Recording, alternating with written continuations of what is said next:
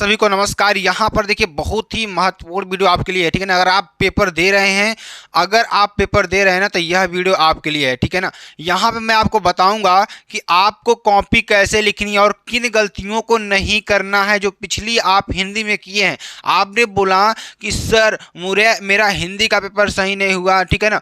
आप लोग तो याद तो सब रहता है लेकिन आप कर नहीं पाते हैं, ठीक है ना। तो आपको क्या करना है, मैं आपको वही चीज़ बताऊंगा, एकदम बेहतरीन तरीके से समझाने का प्रयास करूंगा ताकि आपका एग्जाम एकदम बेहतरीन तरीके से जाए। ध्यान दीजिएगा, यहाँ पर ये आपके लिए इंटरमीडिएट कॉपी है। आपको कैसे कॉपी, आप चाहे हाई स्कूल में हो चाहे इंटरमीडिएट में हो, आपको कॉपी कैसे लिखनी है आपको ये ध्यान देना है। आपको फ्रंट पेज पर कोई गलती नहीं करनी है। बहुत सारे बच्चे सेंटर पर गलती किए थे फ्रंट पेज पर, अपना रोल नंबर भरने में, अपना सब्जेक्ट भरने में, अपना सब्जेक्ट कोड भरने में, क्योंकि आपको मालूम है कि यहाँ पर आप व्हाइटनर का प्रयोग नहीं कर सकते हैं। आगे मैं आपको बताऊंगा कि आपको कॉपी कैसे लिखना है कि आपको एकदम बेहतरीन से बेहतरीन नंबर मिले, ठीक है ना। जैसे मैं आपको बता दूं कि आपका क्वेश्चन चालू रहता है बहुविकल्पी से फिर अति लघु उत्तरी, लघु उत्तरी, दीर्घ उत्तरी, ऐसे क्वेश्चन आपसे चालू रहते हैं, ठीक है ना। अगर मैं क्वेश्चंस की बात करूं, ध्यान दीजिएगा यहाँ पर, तो जैसे आपका बहुविकल्पी प्रश्न आ गया, ठीक है ना। बहुविकल्पी प्रश्न आ गया, आपका प्रश्न नहीं आ रहा है। कॉपी लिखने का तरीका मैं आपको बता रहा हूं कि आपको बस 10 मिनट लूंगा और आपको एकदम बेहतरीन तरीका बताऊंगा, ठीक है ना। और यहां पर मैं आपको बता दूं कि आपको कॉपी लिखने का एकदम बेहतरीन तरीका मिलेगा, ठीक है ना।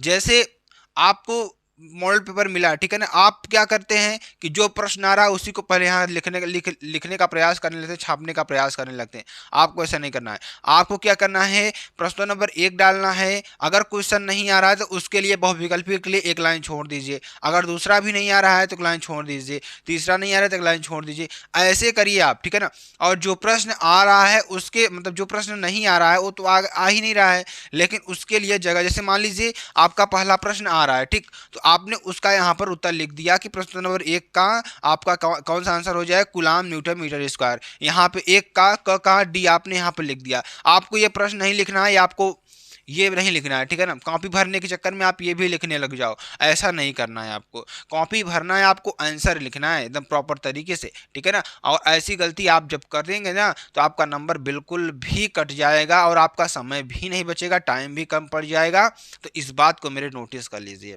ठीक। आपको न प्रश्न लिखना है न विकल्प लिखने हैं, डायरेक्ट आपको क्या लिखना है, जैसे आपको क्वेश्चन आ गया तो आप लिखेंगे 1 का क का 4th नंबर, ठीक है ना। यहाँ पर से डालकर लिख देंगे ना। आपको यहाँ पर बहुविकल्पी का सलूशन करना है, सलूशन आपको नहीं करना है, आप डायरेक्ट आपको आंसर लिखना है, ठीक है ना। अब चलिए, जैसे आपने पहला प्रश्न तो कर लिया, जैसे आपको दे दिया दूसरा प्रश्न आपको यहाँ पर दे दिया, तो दूसरा प्रश्न आपको दे दिया, तो दूसरा प्रश्न में आपको जैसे नहीं आ रहा है तो 1 का ख डालने के बाद यहाँ छोड़ दीजिए 2 लाइन। फिर आप अगर तीसरा प्रश्न आ रहा है, तीसरा प्रश्न लिख दीजिए, ठीक है ना। इसी तरीके से आप सारे लिख देंगे। अगर मैं आपको पहुँचूँ बहुविकल्पी, मैंने अति लघुत्तरी में पहुँचूँ, ध्यान दीजिएगा, जैसे आपका यह अति लघुत्तरी प्रश्न है, ठीक, जिससे खंड ब का प्रश्न चालू हो गया है, तो मैं आपसे कर रहा हूं कि यहाँ पर देखिए आप ऐसे आप ये प्रश्न मत लिखिएगा। खंड ब प्रश्नोत्तर नंबर 2 का क अगर आपको प्रश्न आ रहा है तो यहाँ पर लिख दीजिए, अन्यथा 2 लाइन 4 लाइन आपको आ तो नहीं रहा है, 2 लाइन 4 लाइन 6 लाइन छोड़ दीजिए, ठीक है ना। और जो प्रश्न आ रहा है जल्दी जल्दी से पहले उसको कर लीजिए, निपटा लीजिए जल्दी जल्दी से। उसके बाद तब इन सब में अपना काम शुरू करिए। और जो टॉपिक, जैसे इसमें पूछ लिया कि आवेश की गतिशीलता से आप क्या समझते हैं, अब मैं आपको बता दूं यहाँ उत्तर नहीं लिखा हुआ है। अब यहाँ पर उत्तर नहीं लिखा हुआ है, मैं आपको थोड़ा बताने का प्रयास करूंगा। जैसे आपको प्रश्न दे दिया कि आप बताएं कि आवेश गतिशीलता से आप क्या समझते हैं, क्या आखिरकार क्या समझते हैं, तो आपने सोचा ये प्रश्न मुझे तो आ नहीं रहा है, आप अगले प्रश्न में चले गए, अगला प्रश्न आपने सॉल्व किया। अब देखिए, आप इसके लिए जगह छोड़े हुए हैं लास्ट में, मैं आप लास्ट की बात कर रहा हूँ, इसके लिए आप जगह छोड़े हुए हैं। अब आपको दिमाग में आया आवेश, आवेश होता है, आवेश के बारे में थोड़ा मालूम है कि आवेश के बारे में, आवेश की गतिशीलता मतलब आवेश के चलने की दर, तो आप इसके बारे में कुछ भी लिख सकते हैं। आवेश एक बहुत सूक्ष्म कण होता है, यह क्या होता है कि गतिशील होता है, ठीक है ना। जो धातुएं होती है उसमें आवेश की मात्रा होती है। तो इस तरीके से आप वहाँ पे अपना बना करके 2-3 लाइन लिख देंगे तो आपको, अगर मैं मानता हूँ 2 नंबर का क्वेश्चन है तो 1 नंबर ज़रूर मिल जाएगा। ये ट्रिक आप ज़रूर अपनाइएगा, ठीक है ना। ये ट्रिक आप ज़रूर अपनाइएगा, बहुत ही इंपॉर्टेंट ट्रिक आपके लिए है। ठीक। तो ऐसे प्रश्नों को आप ज़रूर सॉल्व करिएगा जो कि आपके लिए बेहद इंपॉर्टेंट और बेहद ही महत्वपूर्ण हैं, ठीक है ना। तो चलिए मेरे प्यारे दोस्त, अगला आगे चलते हैं। आगे देखिए, अगर आप जैसे कि अगर आप देखिए यहाँ पर क्वेश्चन नहीं आ रहे हैं तो आप देखिए राइटिंग में विशेष ध्यान दीजिएगा। जैसे आप कोई खंड चालू कर रहे हैं ना, तो खंड को हमेशा अगले पेज से चालू करिएगा। एक खंड का अगर एक खंड के क्वेश्चन अगर 5 क्वेश्चन है, अगर आपको 2 क्वेश्चन आ रहे हैं तो 2 ही क्वेश्चन करिए, 3 क्वेश्चन का जगह आप छोड़ दीजिए बारी बारी से, ठीक। इस तरीके से जब आप करेंगे ना, तो आप जो एग्जामिनर कॉपी चेक करेगा वो बारी बारी से आपका प्रश्नों को नंबर देता, उसके लिए आसानी हो जाता है नंबर देना, कि जल्दी जल्दी चेक किया और आपका नंबर देता हुआ चला गया। उसके लिए ऐसा नहीं होता है कि आप अरे यार 5वें का ये पहला प्रश्न कर दिया है तो इसका नंबर कितना मिलेगा, वो सोचना पड़ेगा उसको। अगर आप एक लाइन से लिखे रहेंगे तो उसको सोचना नहीं पड़ेगा, उसको नंबर देना देते हुए चला जाएगा, ठीक है ना। ये तरीका उसके लिए आसानी लगेगी तो वो आपको खुश होगा तो आपको नंबर दे देगा, ठीक है ना।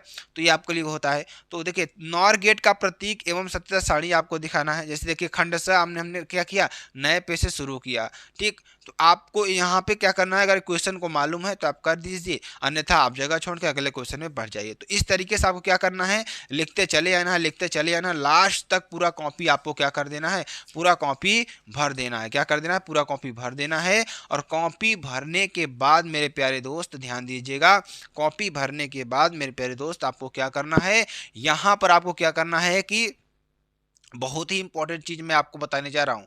कॉपी आपको भरना ज़रूर है। अगर कुछ नहीं आता है तो आपको उसके बारे में 2 ही 4 लाइन 5 लाइन लिख दीजिएगा। वहाँ से आपको स्टेप मार्किंग होकर के 1 नंबर ज़रूर, क्योंकि उसमें कुछ भी नहीं आ रहा है यार, तो 1 नंबर तो एटलीस्ट हम लिख ही सकते हैं, कुछ ना कुछ तो लिख ही सकते हैं। जैसे इसमें दे दिया कि पीएन संधि के लिए ह्रासी स्तर तथा रोधिका विभव की व्याख्या कीजिए। तो आप पीएन संधि के बारे में लिख सकते हैं। ह्रासी स्तर आपको नहीं मालूम है तो मत लिखिए। ह्रासी स्तर मतलब घटता हुआ क्रम, रोधिका विभव मतलब जो इलेक्ट्रॉन को रोकने का कार्य करता है। तो इस तरीके से आप जब थोड़ा थोड़ा दिमाग लगाएंगे वो शब्द आपको मिलेगा, ठीक।